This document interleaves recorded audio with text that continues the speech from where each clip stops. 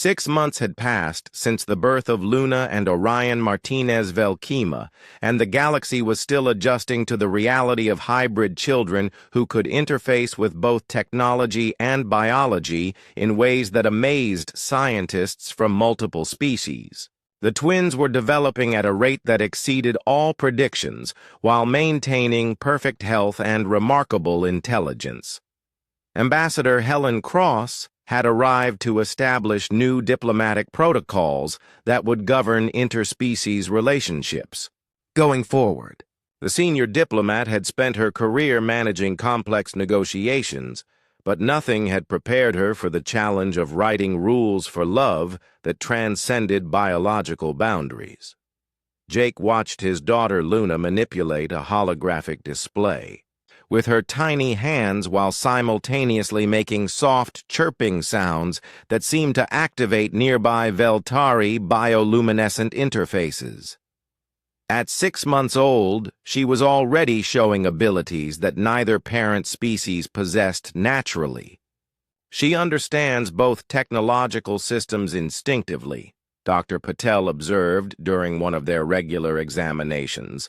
Her neural pathways have developed connections that allow her to interface directly with quantum processing systems. Orion was equally remarkable, but in different ways.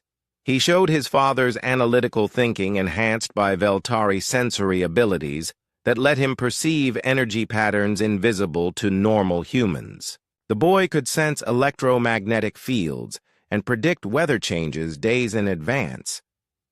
Zarath had adapted to motherhood with the fierce protectiveness typical of her species, while also embracing human concepts of individual choice and freedom. The combination made her a formidable advocate for her children's rights and futures. "They will need teachers from both our cultures," she told Jake, as they watched the twins play together in their specially designed nursery. "But they must also be free to develop their own identity separate from either species," Pack Leader Thorak had replaced Elder Korvac as the primary Veltari representative after the former pack leader decided to retire and spend time with his remarkable grandchildren. Thorak represented the progressive faction that embraced interspecies cooperation, rather than traditional isolation. These children prove that evolution does not stop at species boundaries, Thorak declared during one of the diplomatic sessions. They may represent the future of consciousness itself in the galaxy. The research station, built around the stabilized energy phenomenon, had become a joint project with both human and Veltari scientists working together to understand the cosmic forces that had made the hybrid children possible. The twins often visited the station, and their presence helped researchers achieve breakthroughs that would have taken years otherwise. Dr. Webb had documented dozens of cases where Luna and Orion seemed to accelerate technological development simply by being present during experiments. Their neural fields interact with quantum systems in ways that enhance processing speed and accuracy by orders of magnitude. Jake had officially transferred to the diplomatic corps after his military career ended due to the controversy surrounding his relationship with Zarath. He found that his unique experience made him invaluable as a cultural interpreter between species that were still learning to understand each other. The twins had become celebrities across human space, with people following their development through regular news updates. Most humans viewed them as proof that their species could adapt to any challenge, including the biological barriers that had seemed insurmountable. Admiral Stone had become one of their strongest supporters after witnessing how the children could resolve complex technical problems through intuitive understanding. They represent everything humanity aspires to be: intelligent, adaptable, and capable of bridging differences through understanding rather than force. Velkara the Ancient had taken a special interest in the twins' education and often told them stories from Veltari history that helped them understand their heritage. The ancient matriarch believed they were fulfilling prophecies that went back thousands of years. The Star Wanderer cubs will teach both peoples new ways of seeing the universe, she explained to Jake during one of her visits. They carry wisdom that neither species possesses alone. The energy phenomenon had evolved under the twins' influence, becoming a stable source of power that both civilizations were learning to harness. The nebula now pulsed with gentle rhythms that seemed to respond to consciousness itself rather than random quantum fluctuations. Other interspecies couples had begun forming relationships inspired by Jake and Zarath's success. The diplomatic protocols established by Ambassador Cross provided frameworks for these unions while protecting the rights of any hybrid offspring that might result. Love appears to be a universal force that transcends biological boundaries, Cross noted in her reports to Earth Command. The medical bay had become a battlefield with General Cole's soldiers trying to force their way past Captain Brooks's security team, while Zarath lay in labor surrounded by the chaos. Jake refused to leave her side even as weapons were drawn, and both human and Veltari forces prepared for what could become the first shot in an interstellar war. "Stand down immediately," Admiral Stone commanded over the communication system. "I will not have violence aboard this vessel during a medical emergency." General Cole ignored the Admiral's orders and continued pressing forward with his troops. These hybrids represent a potential biological weapon that cannot be allowed to develop freely. Earth Command's orders are clear. Dr. Webb and Dr. Patel worked frantically to prepare for what was clearly going to be a complicated delivery. The hybrid embryos were developing so rapidly that normal medical procedures might not be sufficient. Both doctors had studied theoretical interspecies medicine, but this was entirely uncharted territory. Velkara stood between the soldiers and the medical area with ancient authority that made even the aggressive humans hesitate. The elderly Veltari matriarch had lived through centuries of conflict, and her presence commanded respect from both species. "You will not harm pack members under my protection," she declared in a voice that carried absolute certainty. "These children are sacred according to prophecies older than your entire civilization." Zarath cried out in pain as another contraction struck her body.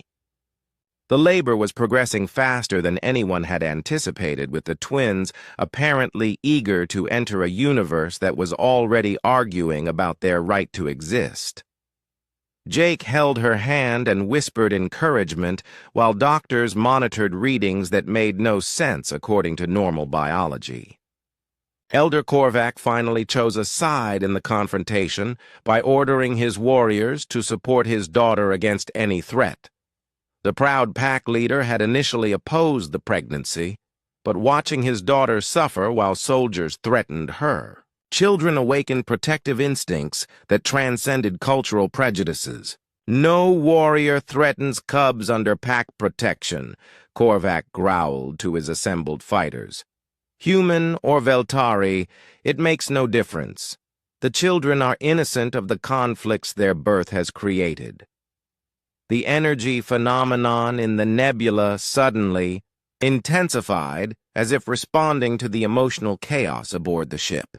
Dr. Chen Wu had arrived with the latest scientific equipment, and his readings showed unprecedented interactions between the spatial distortions and biological signatures from the medical bay.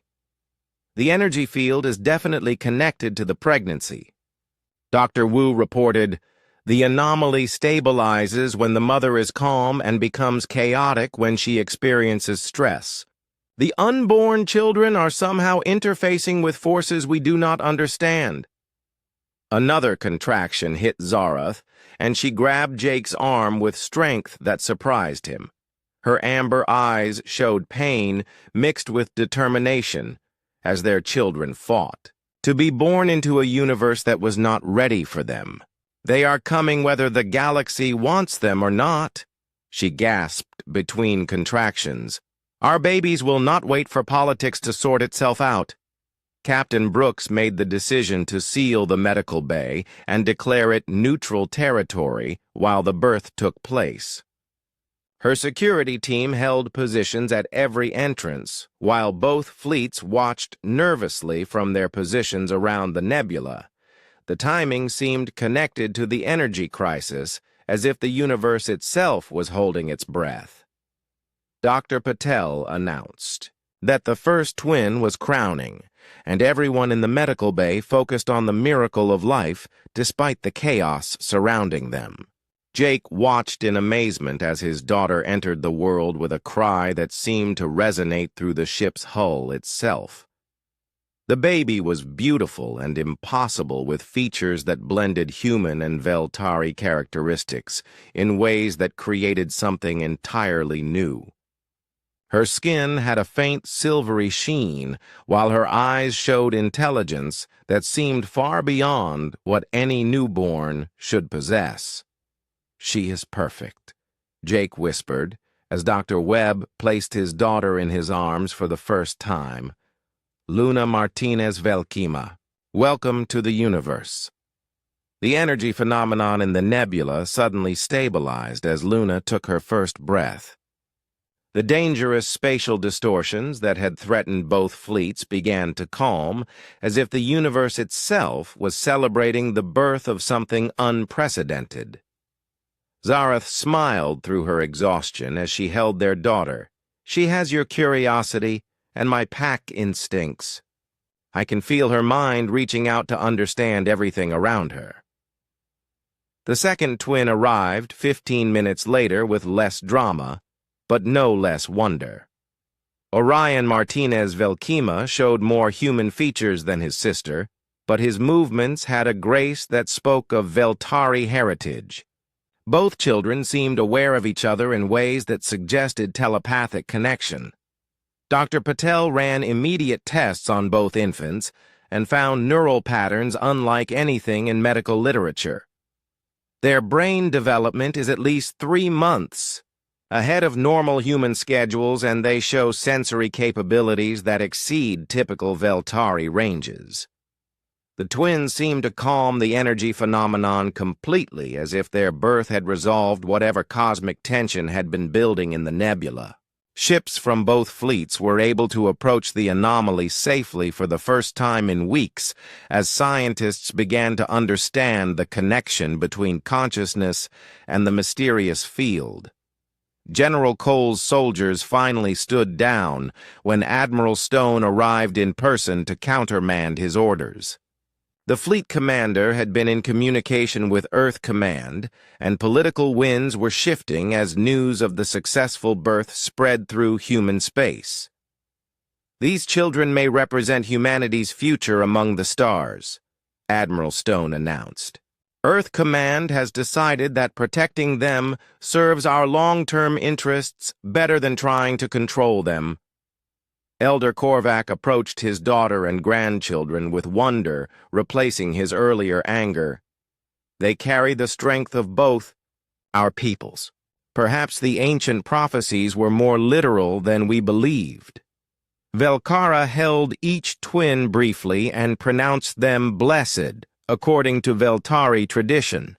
"These cubs will grow to bridge worlds and heal old wounds between the peoples of the stars." The crisis that had threatened to destroy human-Veltari relations was beginning to transform into something positive as both species witnessed the miracle of new life. The twins represented possibilities that neither culture had imagined possible. Dr. Wu continued monitoring the energy phenomenon and found that the twins somehow helped regulate its output. They appear to be natural interfaces between biological consciousness and quantum energy fields. Their neural patterns let them communicate with forces that we can barely detect. Tony Garcia was among the first crew members allowed to visit the new family after the medical emergency ended. "They are going to change everything," he said quietly, as he watched the babies sleep peacefully in their hybrid nursery. Jake looked at his children and felt the weight of responsibility for their future in a galaxy that was still learning to accept them. We will teach them to be proud of both their heritages while helping them create their own path. Zarath recovered quickly from the birth with Veltari healing abilities, enhanced by whatever changes the pregnancy had created in her biology. Our pack is complete now. The children will grow strong knowing they are loved by both our peoples. The energy phenomenon continued to pulse gently in the nebula, but no longer threatened spatial stability. The twins had somehow resolved the cosmic tension that had brought their parents together in the first place. Their birth marked the beginning of a new era in galactic relations. General Cole was quietly reassigned to duties far from the frontier, while progressive leaders from both species began planning for a future that included hybrid children and interspecies cooperation. The twins had proven that love could indeed transcend biological boundaries. As the immediate crisis passed, both fleets began to see the twins not as threats, but as symbols of hope for peaceful coexistence between different species. Luna and Orion.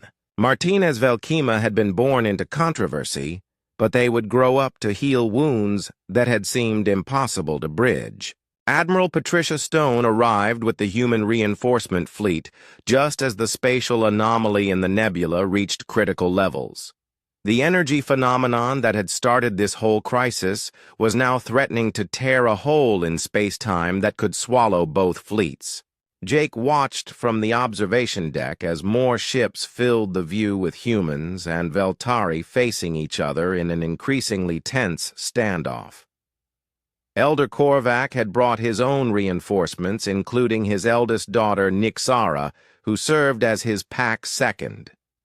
She was smaller than Zarath, but carried herself with the confidence of someone who had never questioned her place in the pack hierarchy. Her arrival made Zarath even more nervous about her father's intentions. "Sister, you have brought great shame upon our family name," Nixara said during their first meeting. "Father has given me authority to bring you home by force, if necessary." Zarath stood her ground, despite her obvious fear. "I am carrying children who represent the future of both our species. I will not abandon them to satisfy ancient prejudices." Jake had been called to Admiral Stone's ready room, where the fleet commander made her position clear. The admiral was a career military officer who viewed the situation purely in terms of strategic advantage and potential threats. "Your personal involvement with the alien has created an interstellar incident, Martinez," Admiral Stone said coldly. "Earth Command wants you transferred back to Earth immediately for disciplinary action." Jake shook his head. "I am not leaving Zarath alone to face this. She needs someone who understands both cultures to help navigate what comes next." "That is not your decision to make," Stone replied. "You are a serving officer who has violated direct orders and compromised a critical diplomatic mission, Captain." Brooks entered the meeting looking frustrated with the political maneuvering that was overshadowing the real issues. "Admiral, with respect, the pregnancy is progressing rapidly, and Dr. Patel believes separating them now could be dangerous for both mother and children." Admiral Stone studied the reports on her desk. These hybrid offspring could represent either a breakthrough in evolution or a biological weapon designed to infiltrate human society. "We cannot take risks with something this unprecedented." Tony Garcia found Jake in the corridor after the meeting.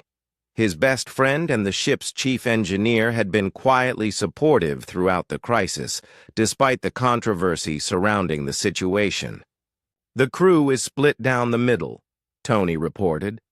"Half think you are a hero for standing up for what you believe in, while the other half thinks you have put everyone at risk." Jake appreciated his friend's honesty. "What do you think, Tony?" "I think Love makes people do crazy things, and sometimes crazy is exactly what the universe needs. Tony replied with a grin. Besides, those unborn kids are going to need someone to teach them how to fix things when their parents break them. The situation became even more complicated when Velkara the Ancient arrived with a small but powerful escort. The eldest Veltari matriarch was hundreds of years old, and her word carried more weight than even Elder Korvax among their people. Her presence changed the entire dynamic of the negotiations. I have come because the old prophecies speak of this time, Velkara announced to the assembled leaders from both fleets. It was foretold that our people would meet star wanderers who would help birth children that bridge the void between worlds. Elder Korvac looked stunned at the matriarchs. Words, Ancient One. The prophecies speak in metaphors, not literal truth. These humans are not the star wanderers of legend. Velkara's ancient eyes fixed on Jake with an intensity that made him uncomfortable. This one shows the courage and loyalty that marks a true pack member. He has claimed responsibility for both, mate and offspring, despite opposition from his own people. The matriarch's support gave Jake an idea that would either solve their problems or make them much worse. He had been studying Veltari culture intensively and knew about their ancient bonding rituals. If he could prove his commitment according to their traditions, it might change how both species viewed the situation. I invoke the right of pack bonding, Jake declared during the next formal meeting. I claim Zarath as my mate and accept full responsibility for protecting her and our children according to Veltari law. The room erupted in chaos. Admiral Stone looked furious, while Elder Korvac seemed torn between anger and amazement. No alien had ever attempted to formally integrate into Veltari pack structure, and Jake's bold move caught everyone off guard. You cannot simply declare, "Yourself part of our culture, human," Nixara protested. The bonding rituals require acceptance from the pack hierarchy. Velkara raised her hand for silence. The ancient laws are clear. Any being who shows true courage and loyalty in defense of pack members may petition for bonding rights. This human has already proven his commitment by refusing to abandon his mate despite pressure from his own kind. Dr. Patel chose that moment to announce her latest discovery. The hybrid embryos are developing at an even faster rate than we initially calculated. They will be born within the next 2 weeks, and they are showing neural patterns that suggest remarkable capabilities. The energy phenomenon continued to pulse erratically in the nebula, and Dr. Webb had confirmed that Zarath's proximity seemed to help stabilize the dangerous fluctuations. The unborn children were somehow connected to the mysterious field in ways that could benefit both species if they could learn to understand and control it. General Marcus Cole arrived with additional human forces just as the pack bonding ceremony was being prepared. The military hardliner represented the most aggressive faction in Earth Command, and his orders were clear. He was to separate the hybrid family by any means necessary and bring them back to Earth for study. These alien creatures could be a Trojan horse designed to infiltrate our society, Cole argued during an emergency meeting. We cannot allow emotional attachment to cloud our judgment about potential threats. Jake found himself caught between two military forces that both claimed to have his best interests at heart. The humans wanted to protect him from alien influence, while the Veltari wanted to protect their culture from contamination. Only Zarath seemed to understand that their love had created something entirely new that transcended both cultures. Our children will not belong fully to either of our peoples, she said as they prepared for the bonding ceremony. They will need to create their own place in the galaxy. The pack bonding ritual took place in the Discovery's main cargo bay, with representatives from both fleets witnessing the unprecedented ceremony. Jake had to prove his worthiness through a series of challenges that tested both his physical abilities and his commitment to Veltari values. Velkara presided over the ceremony, with Elder Korvac reluctantly participating as the father of the bride. The ancient matriarch's presence legitimized the proceedings in the eyes of traditional Veltari, while Jake's human supporters watched with a mixture of pride and concern. You accept responsibility for the protection and welfare of this pack. Member and her offspring, Velkara asked in formal ceremony language. Do you pledge your loyalty unto death? Jake looked into Zarath's amber eyes and saw their future together despite all the obstacles they faced. I pledge my loyalty and my life to this pack and these children unto death. The ceremony concluded just as the energy phenomenon reached another critical phase. Zarath collapsed with labor pains that came weeks earlier than anyone had expected. The timing seemed connected to the spatial distortions, as if the universe itself was responding to their union. Dr. Webb and Dr. Patel rushed to prepare for an emergency delivery, while both fleets watched the nebula where dangerous energy discharges threatened to destroy any ship that came too close. The birth of the hybrid children was about to coincide with a cosmic event that none of them fully understood. General Cole made his move as the medical team prepared for delivery. His soldiers attempted to take control of the medical bay and separate the family before the birth could take place. Jake found himself fighting not just for his love, but for the future of both species as represented by his unborn children. Dr. Webb stared at the medical readings for the third time, trying to make sense of what his instruments were telling him. Zarath lay on the examination table with Jake standing protectively beside her, while the scanner hummed quietly over her. Abdomen.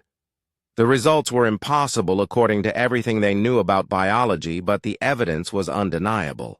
You are pregnant, Dr. Webb said finally, his voice barely above a whisper, with hybrid offspring that should not be able to exist. Zarath sat up quickly, her amber eyes wide with disbelief. That cannot be true.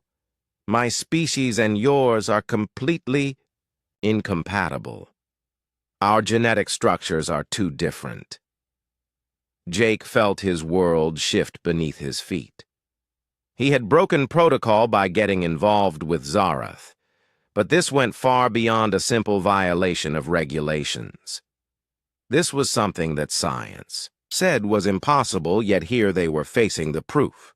How many offspring? Jake asked, trying to keep his voice steady.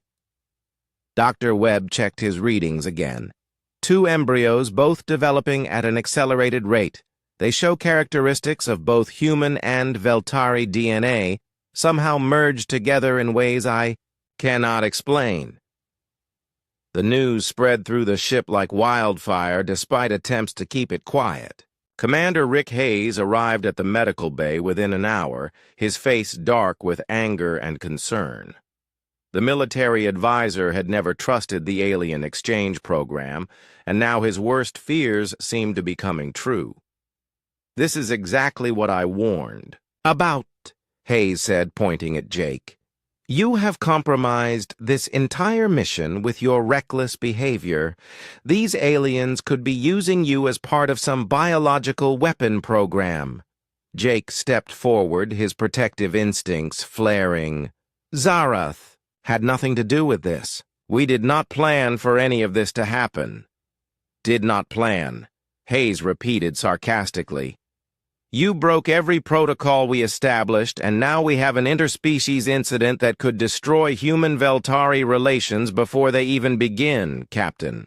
Brooks entered the medical bay looking tired and stressed. She had been dealing with concerned calls from Earth Command and increasingly hostile messages from the Veltari ship. The situation was spiraling out of control faster than anyone could manage. Dr. Webb, what exactly are we dealing with here? Brooks asked. I need facts, not speculation. The doctor pulled up his detailed scans. The embryos are developing along entirely new biological pathways. They appear to be viable and healthy, but they are following neither human nor Veltari gestation patterns. The pregnancy is progressing at roughly 3 times normal speed for either species. Dr. Maya Patel arrived on the Discovery 2 days later, having been rushed from Earth specifically to consult on this unprecedented situation. The reproductive specialist had studied theoretical interspecies biology, but never expected to encounter an actual case.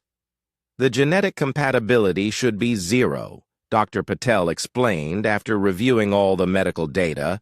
Human and Veltari DNA has fundamental structural differences that would prevent any kind of successful merger. Yet somehow these embryos have combined genetic material from both parents in stable patterns. Zarath had grown increasingly quiet as the medical examinations continued.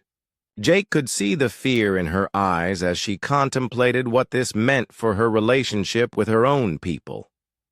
The Veltari had strict cultural taboos about genetic purity and pack bloodlines. My father will disown me, she whispered to Jake. During one of their brief private moments, the pack laws are clear about contamination of our genetic heritage. I will be cast out with nowhere to go. Jake took her hands in his. We will face this together. I will not let you go through this alone. The situation became even more complicated when Elder Korvac arrived with a full Veltari fleet 3 days later. The pack leader was Zarath's father, and his message to the human ship was clear and threatening. He demanded his daughter be returned immediately, so the contamination could be dealt with according to their laws. Captain Brooks found herself caught between diplomatic disaster and the safety of her crew members. She called a meeting with all senior officers to discuss their limited options. Earth Command wants Martinez court-martialed and the alien sent home immediately, Brooks reported. But Dr. Patel believes separating them now could endanger both, the mother and the developing embryos. Commander Hayes leaned forward. The Veltari are positioning their ships in attack formation.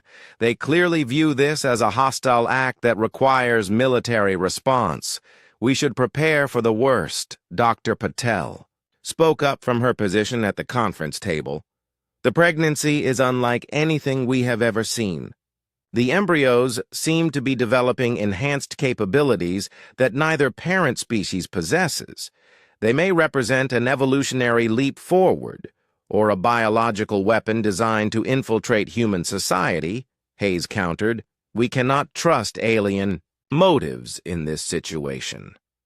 Jake had been confined to quarters, but he managed to slip away to be with Zarath as the crisis escalated around them. He found her in the observation lounge staring out at her father's fleet with tears in her amber eyes. I have brought shame to my pack and danger to your people, she said without looking at him. Perhaps it would be better if I returned with my father and faced the consequences alone. Jake sat beside her. That is not going to happen. We created this situation together, and we will face whatever comes together.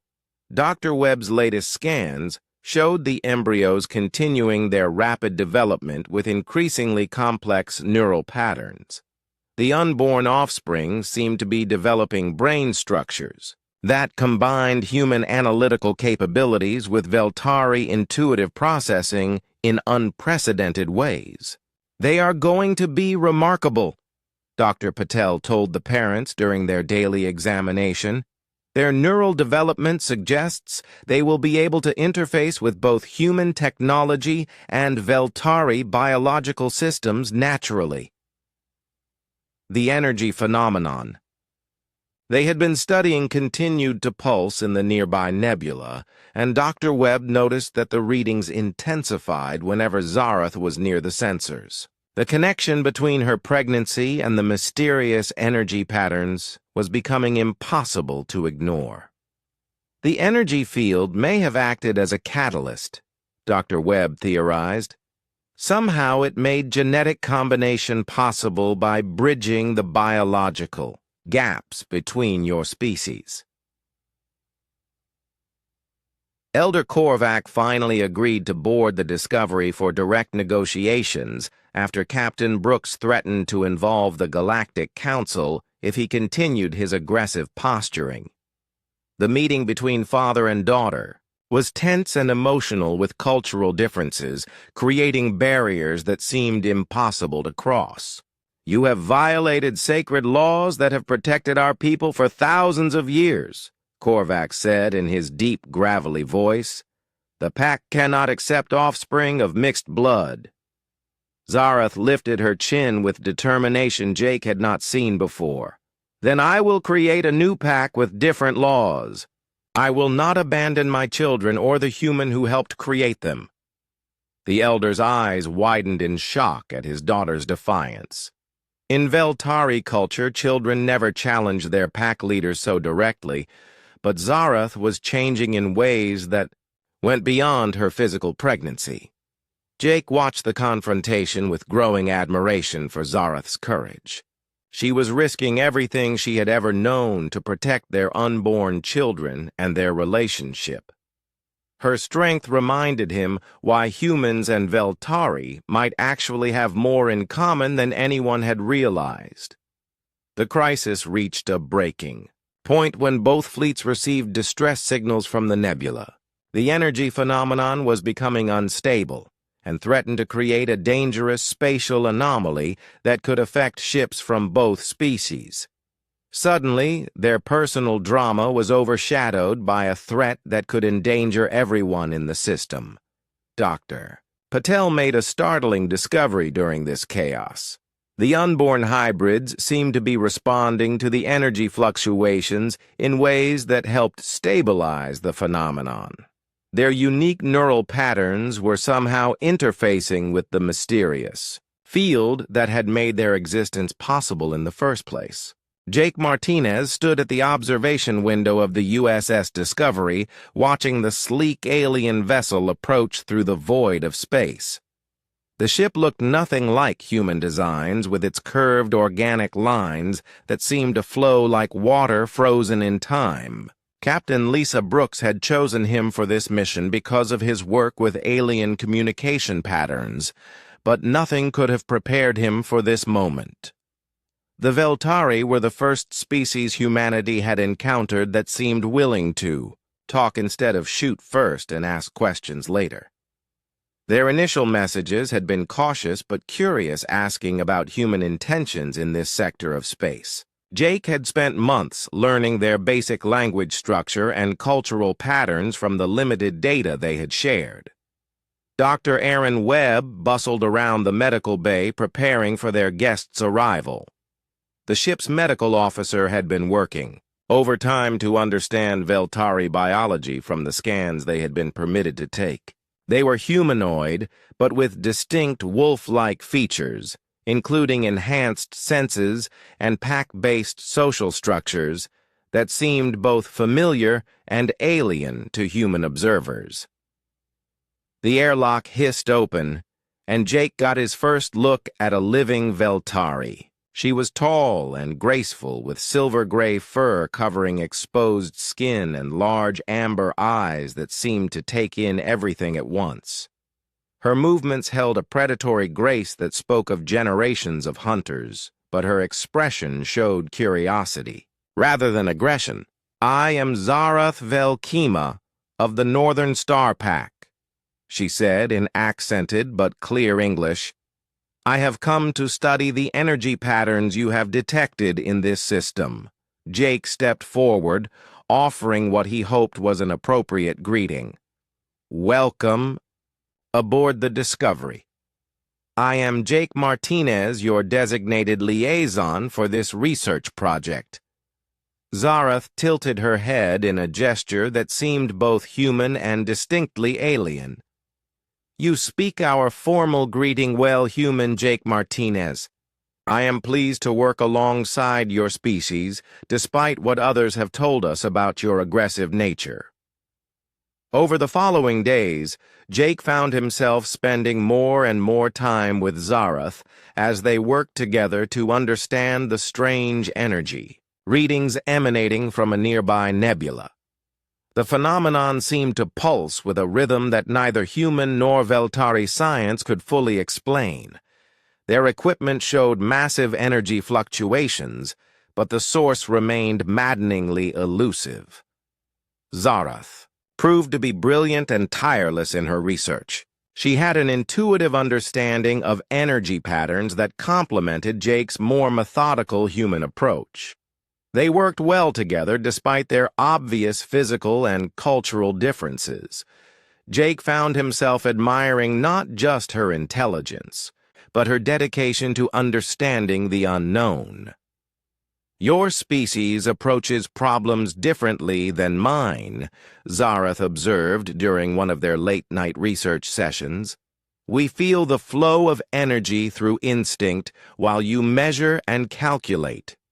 Together we see patterns that neither could find alone." Jake nodded, looking at their combined data. "Maybe that's why this phenomenon brought us together. It seems to respond to both analytical and intuitive approaches." As weeks passed, their professional relationship deepened into something neither had expected. Jake learned about Veltari pack structures and the complex social bonds that held their society together. Zarath was fascinated by human independence and the way humans could make decisions without consulting their group first. "Your species confuses me," she admitted one evening as they watched the energy phenomenon pulse through the nebula. "You act as individuals, yet you still care deeply for others. Among my people, the pack comes first always, but humans seem to balance both needs." Jake smiled.